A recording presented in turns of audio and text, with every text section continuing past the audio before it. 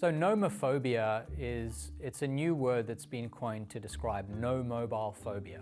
And it's the idea that a lot of us, in thinking about not having our phones, experience something like a phobia.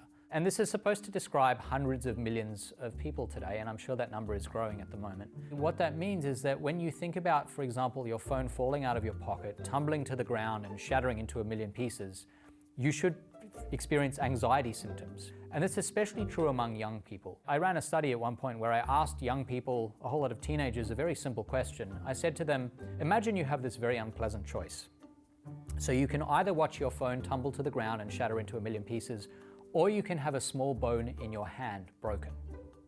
Now that seems to people of a certain age and older like a fairly straightforward question with a straightforward answer. It seems ridiculous. Of course, you choose to save the integrity of your hand and let your phone break. You can always replace a phone. But for young people, this is actually a very difficult question.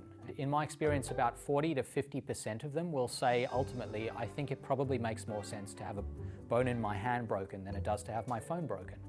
And you can understand why that is.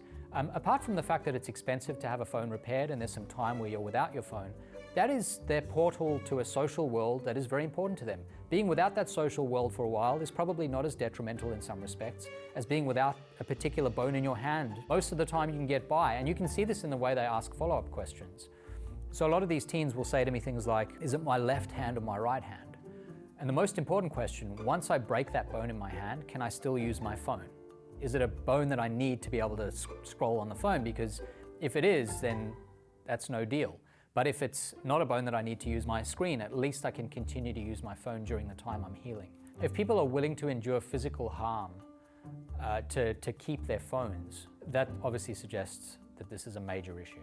The definition that I like for behavioral addiction that makes the most sense to me is an experience that we return to compulsively over and over again because it feels good in the short run, but in the long run it ultimately undermines our well-being in some respect. So it can be someone who notices that over time their social relationships are degrading because they don't have a consistent face-to-face contact with people. And that's especially problematic for kids who need time in that real face-to-face social world, because that's where they develop all the competencies of being a social creature.